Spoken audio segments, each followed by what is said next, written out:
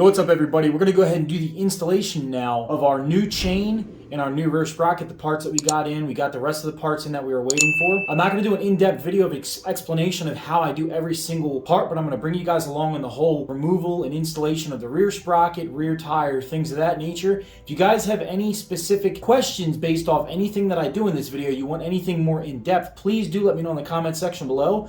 I'll make another video pertaining specifically to what it is you need an answer for if I can't answer it in text-based, you know, with a simple response. So let's go ahead and get started with it, guys. All right, so we're gonna go bust out the old Wolfman tool roll. Definitely get yourself some gloves if you're gonna do what I'm gonna be doing today, because we will actually be dealing with grease and things like that. This is the type of grease you don't want to get on your hands. If you guys have ever had silicone on your hands, it does not want to come off. So I recommend some, rubber gloves. I'm gonna give you guys a quick little tip too real fast on this. So everybody should know this, but I figure I should mention it. It's gonna be two things of this. Okay, first thing first, don't put your bike on your center stand if you have a center stand until you crack your rear axle nut loose. Same thing goes for your sprocket bolts. You wanna break your sprocket bolts loose with the tire on the bike, and I'm gonna show you that here in a second. Let's go ahead and break the axle nut loose. 24 millimeter, I believe this was my Motion Pro. Yes, this is a Motion Pro tire iron. It's a tire spoon, tire iron all in one. Go ahead and put this bad boy on. A little bit like that. Now you don't have to put anything on the other side of the nut. Typically you don't. All right, so now what I want to do for you guys real quick is I want to show you, after we broke our axle nut free, a big tip on these is I think a lot of people think that the Allen key portion of the sprocket bolt is where you should twist. Don't do that. You'll strip them out severely. They strip very easily. You only use the Allen key to hold the bolt in place for you to crack the nut free, and then you spin the nut off.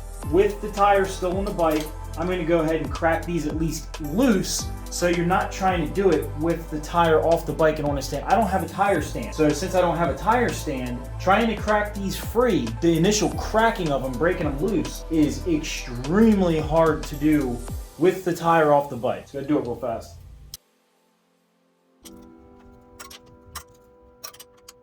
All right, so now that they're all broken free, we're gonna go ahead and break the master link off the chain. This is a clip master link. We're gonna go ahead and break that free. We're gonna take the chain off.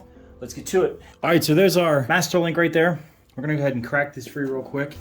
All you need to do is grab your little flathead, and you're just gonna pop your master link up.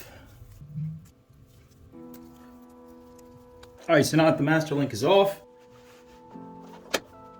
all right, so once you get the clip off, you want to go ahead and get your chain breaking tool. There's a couple different methods you can do this with. I'm sure everybody's aware of how to do them. My kit has a master link press as well as a master link chain break. So what I'm going to have to do real quick, which makes it easier. Now, typically when you do this, I do want to say real quick, this does destroy the chain's master link. If you're going to decide to reuse this master link, it's not going to happen. You always want to have a spare with you.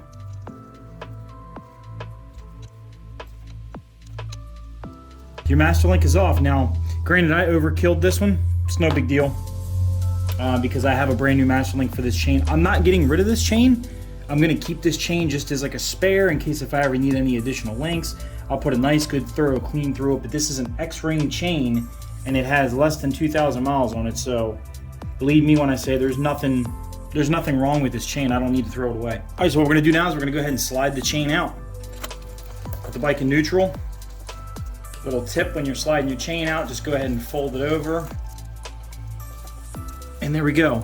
We'll do a thorough clean on this, and then we'll sit it aside. Grease it up, lube it up, let it sit aside on the shelf somewhere. So another thing we're gonna go ahead and put on too, guys, if you guys saw my one video, we're gonna go ahead and replace our chain slide now. If our OEM chain slide doesn't look absolutely horrible, I'll keep it on a shelf just for now since I don't have a spare. But these things are like 10, 12 bucks. I highly recommend to keep an eye on these because you don't want it to eat into your swing arm. All right, so now that we got that off, guys, we're gonna go ahead and we're gonna break this rear tire off real fast. And then we're gonna remove our front sprocket, put the new front sprocket on. And then we're gonna go ahead and swap our brake pads. And then we're gonna replace this rear sprocket. And then we're gonna do the installation back together real quick. Let's go ahead and get started. And this is already loose, so we're just gonna go ahead and break these off real fast. Only goes on one way. You just line your bolts up. And she's done. We're gonna go ahead and rip it like that. What do you guys think? Now I'm only going to spin the head with the Allen key till it gets snug. That's all I'm doing. Just tightening the bolt down, and then I'll go through and I'll torque it down with the wrench. All right, they're all good. The sprocket's good. I do recommend after your first ride, or at least maybe during your ride, your first ride, if you bring your tools with you, just double check them. Even though they have thread locker on them, always just double check them again after riding. You know, better be safe than sorry. Double check them when you're first riding. So I just want to show you guys real quick. Look at the amount of gunk from my last couple rides of riding through the creek beds and everything like I do. Look at that amount of gunk that's underneath my dust shield. Look at that. So we're going to go ahead and clean this off really good. Do it on both sides, and we're going to repack it with grease, and then we'll do the rest on the back of the bike. All right, so the tire's greased up, tire's cleaned off. Let's go ahead and work on the back of the bike real quick. We're going to get the tire on. We're going to go ahead and break open our rear brake. You just got this little rubber bushing right here that pops out. It exposes this bolt on the top, this pin. Use this Allen key right here. There she is. We'll go ahead and clean that and grease it up before we put it back in. Here's our pads. As you can tell, they are covered in stuff. Now this right here, I'm just going to show you guys. This is why I think my bike and my buddy T's bike eats our brake pads alive, because look at all that gunk that's in there. You know, even washing it out with a power washer, this is what eats our pads alive, I do believe, because while you're riding, it's rubbing. Sand, mud, very abrasive. It's eating our pads alive. I think that's why it's doing that. These pads worked out pretty darn well though, man. These were the Nietzsche pads, however you want to pronounce them, off eBay. I highly recommend them, man. I got a 4-pack for the less than the price of 1 pack of EBCs. Here's our new pads, our new pack of pads. I still have 2 more sets of these. I'm gonna go ahead and order a 4 set for the front and another 4 set for the rear. Before I ever put these in though, I always make sure I go through and I clean all this off and we'll slide our new pads in. A nice little tip for you guys. I always take the cap off my brake reservoirs whenever I go to push my piston back in. We're gonna go ahead and push the piston in all the way right now. And you should, when you do that, you should be able to compress this piston with your fingers by hand. You shouldn't have to use no special tools. You know, you just squeeze it a little bit. And that's just with my fingertips. As you guys can see, it's all the way in. We're gonna go ahead and grease these pins though real quick while we have it like this. All right, slide pins are now greased. We're gonna go ahead and just take these, slide them back in place. You can do it with the tire on the bike, but you gotta crack this bolt right here free, and then you slide this off, and then you can go ahead and grease it that way. But that'll save us from having to do that. So the next step that I read online that you have to do in order to do a rear sprocket as large as this, let me see if I can show you real fast. Right here, this black bushing right here that's kind of like a chain slide, apparently we have to flip this upside down. It allows us to fit the 45 rear sprocket on there. But we're gonna go ahead and do it now while it's, you know, easily accessible. A 10mm and then a Phillips head on the front, and we're just gonna hold the Phillips head side and we're just gonna crack this side off. So again, we don't wanna, unless it gets loose like it's loose now, I'll go ahead and twist the Phillips head side. But anything that feels like it's not loose, where you've got to use a Phillips head or an Allen key, anything like that, just don't try to crack it free with the Phillips or the Allen key if it's got a nut on the other side. Just go ahead and wait until you get it broken free entirely like it is now.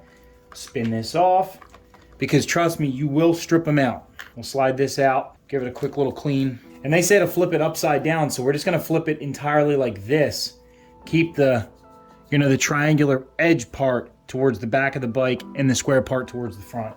Maybe I shouldn't apply my thread locker just yet. Make sure this is good rather than wasting it. So we'll go ahead and just finger tighten these nuts down. I don't want to forget about that. So what I'm going to do is put a flag in it. That'll allow me to remember. A little piece of paper in there. So it doesn't, I don't know, it looks like it gave us a little bit extra room, but we'll see. We'll go ahead and get the rear tire on now and we will move on to that. Let's get to it. All right, and the rear axle's clean. You guys hear my kids screaming in the background, man. They're having a Nerf war right now. They wanted me to get involved with it with them, but I told them I don't want no smoke. So let's go ahead and crack off our front sprocket. Let me show you what we're gonna do here real quick.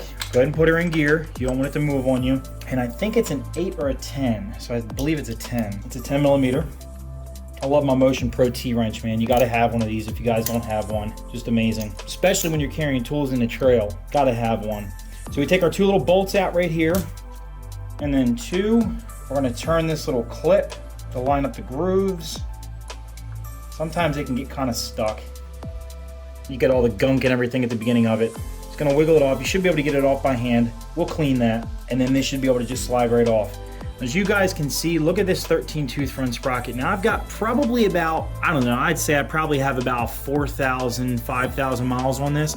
You can tell that the teeth are bent, rolling towards the front of the bike. You see it? So it doesn't necessarily mean that the sprocket's trashed. We're gonna replace it back with the 14. So I think that these aftermarket sprockets. Maybe the Renthals will last better. This was a Sunstar. We're gonna go ahead and clean this area up real fast. So we're gonna go ahead and replace our chain slide now. Just a Phillips head. Just gotta remember it's got these little nipple tabs on them that snap down into the bike, so we're just going to lift up on the bike, pop them out real quick. Best way to do it is get yourself a nice big flat head. Obviously you don't want to damage your swing arm, but you know, you won't. Just get right where the bolt is, pop it up. Same thing here.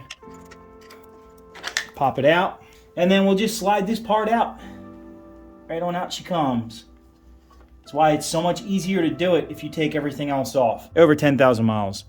It's not horrible, has a little bit of life left, but yeah, definitely go ahead and replace these. So the new chain slide is on. The pins were really hard to get in, the little nipples that push in, and it was kind of hard to get the middle bottom bolt lined up. We're gonna move on to now, we're gonna go ahead and put our front sprocket on. Make sure she's in gear, and I apply some grease. So it helps with friction, sprocket rubbing on your shaft here. You know, it just kind of helps protect the shaft. All right, so it's very important you want to put some thread locker on these. Now with the biking gear, obviously, you want to go ahead and crank these down. Now it's just like anything, man. You don't want to overly torque them. Just put your thread locker on them. So I ordered a 110 link. I had to break off not two links, one full link. So it brought me down to a 108 link. I flipped this black bushing piece up underneath here, and I had to actually notch out the backside because that rear sprocket was hitting. Right now, I also had to shim my rear mud flap to make it more straight up against the swing arm because I had about 1.5 inch to maybe 2 inch gap from the mud flap to the swing arm. Now it's on the swing arm. Without doing that, my tire was rubbing the mud flap. But we got everything back together. We got the new chain on, new sprockets on, tires back on, chains adjusted. I'm gonna try to take it for a quick spin here. I'll try to get a video of that if I can. It's kind of cold out right now. It was actually snowing this morning, so I gotta play that by ear. We'll see what happens. If I can get out for a ride, I'll bring you guys along with me. If I can't take it out for a ride, I've got a ride coming up Saturday. I'm gonna take it for a ride tomorrow. So if I don't see you guys on this video, I'll have a update video very soon, what I think about the 1445 setup. So with that said, Adventure Zach is out. Peace.